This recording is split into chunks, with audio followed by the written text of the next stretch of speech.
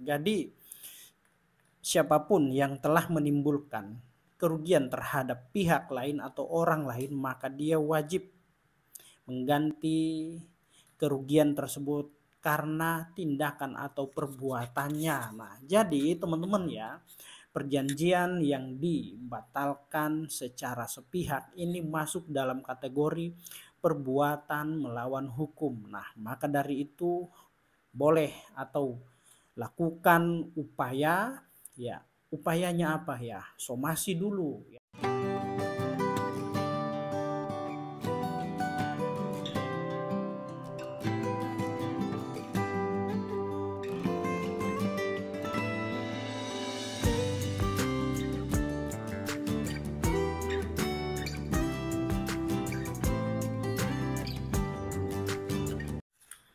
Assalamualaikum warahmatullahi wabarakatuh teman-teman.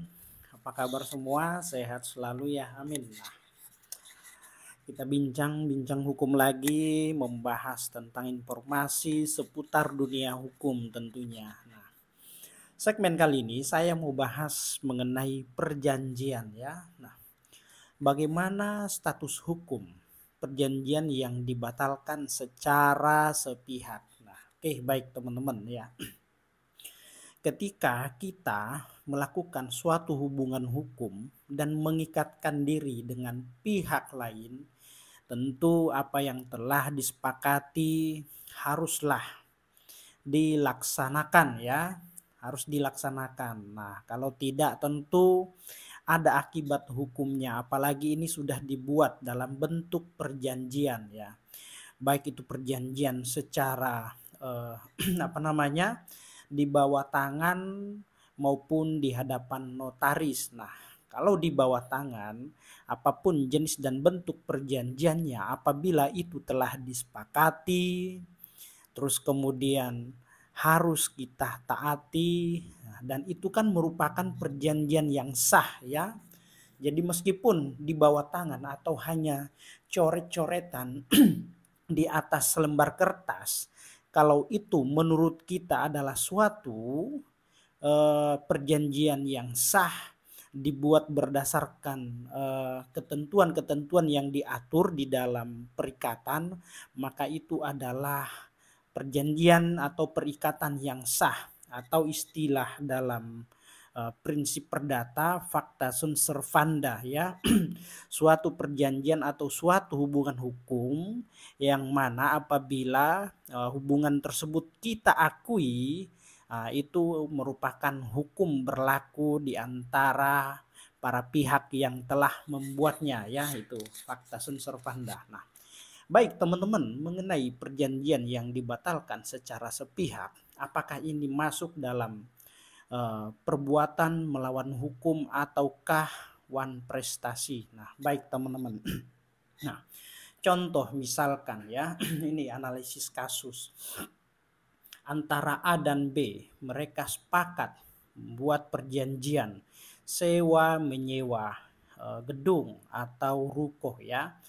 A merupakan pemilik bangunan dan B adalah orang yang hendak menyewa atau mengelola gedung tersebut. Nah, dalam perjanjian ya, bangunan tersebut baru atau boleh digunakan oleh si B apabila melakukan atau pembayaran secara lunas. Apabila sudah dibayar secara lunas, barulah boleh menempati tempat tersebut. Nah, perjanjian tersebut ya, itu berlaku selama 1 tahun ya. Jadi 1 tahun jangkanya. Nah, dalam perjalanan kemudian B sudah menempati tempat atau gedung tersebut. Nah, kurang lebih berjalan 5 atau 6 bulan ke depan, si A ternyata membatalkan perjanjian tersebut ya, membatalkan perjanjian tersebut secara sepihak dan tidak menginginkan ya gedung tersebut ditempati oleh B sampai selesai. Nah, akibat daripada itu tentu si B merasa dirugikan dalam hal ini ya.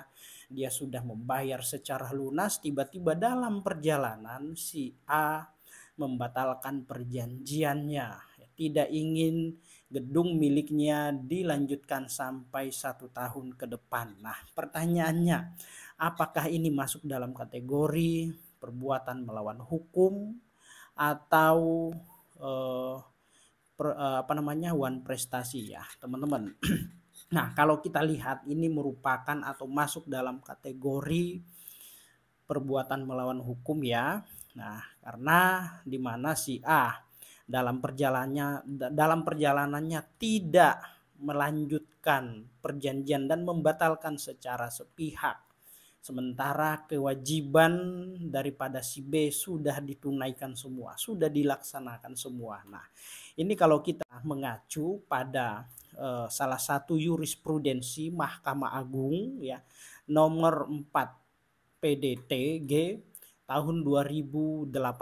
Di situ menyatakan yang pada pokoknya adalah pemutusan perjanjian secara sepihak ini masuk dalam kategori perbuatan melawan hukum ya, teman-teman. Nah, atas dasar perbuatan melawan hukum tersebut ya, seseorang atau si B dapat mengajukan gugatan di pengadilan negeri mengenai perbuatan melawan hukum untuk meminta ganti rugi atas tindakan atau perbuatan yang dilakukan oleh si A terhadap si B karena sudah menimbulkan kerugian terhadap si B. Nah, itu ya teman-teman. Nah, untuk lebih lanjutnya atau lebih jelasnya, perbuatan melawan hukum ini diatur dalam pasal 1365 KUH Perdata, teman-teman ya. Bunyinya kurang lebih seperti ini ya. Jadi, tiap perbuatan melanggar hukum yang membawa kerugian kepada orang lain ya, mewajibkan orang karena salahnya untuk menerbitkan kerugian itu untuk mengganti kerugian tersebut. Nah, jadi siapapun yang telah menimbulkan kerugian terhadap pihak lain atau orang lain, maka dia wajib mengganti kerugian tersebut karena tindakan atau perbuatannya. Nah, jadi teman-teman ya, perjanjian yang dibatalkan secara sepihak ini masuk dalam kategori perbuatan melawan hukum. Nah, maka dari itu boleh atau lakukan upaya ya. Upayanya apa ya? Somasi dulu ya. Somasi, peringatkan secara patut dan layak kepada si A tadi ya, agar mengganti kerugian yang timbul atas tindakannya, atas ulahnya kepada si B ya.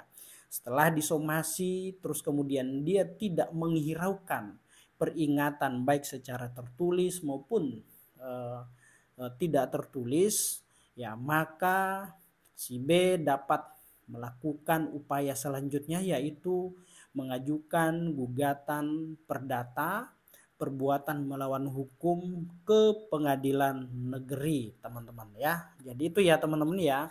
Jadi pada prinsipnya meskipun kita sudah mengikatkan diri dengan pihak lain, maka kita harus patuh, tunduk, taat terhadap apa yang telah kita sepakati ya. Meskipun perjanjian itu hanya satu lembar kertas dibuat di dalam suatu tulisan tangan, tidak meski harus di hadapan notaris ya perjanjian itu. Selama perjanjian itu menurut kita sah dan para pihak menganggapnya itu adalah sah ya, maka itu adalah perjanjian yang sah, teman-teman ya. Jadi istilahnya ya fakta sunt serpanda, mengikat kedua belah pihak ya, dan kepada para pihak harus patuh dan tunduk terhadap perjanjian yang telah dibuat, yang telah disepakati. Nah, itu teman-teman ya. Maka dari itu ya kita harus tunduk patuh terhadap apa yang telah kita sepakati. Jangan menang sendiri, jangan ego sendiri atau mau untung sendiri sementara orang lain ya dapat atau dirugikan karena tindakan dan perbuatan kita. Nah, ketika seseorang sudah merasa dirugikan, tentu dia punya hak untuk melakukan upaya hukum. Siapapun itu, ketika hak-haknya dilanggar ya, maka dia punya hak untuk mengajukan upaya hukum ya, baik itu secara perdata maupun pidana. Oke, baik teman-temannya, semoga apa yang saya sampaikan bermanfaat. Demikian, assalamualaikum warahmatullahi wabarakatuh. Salam keadilan.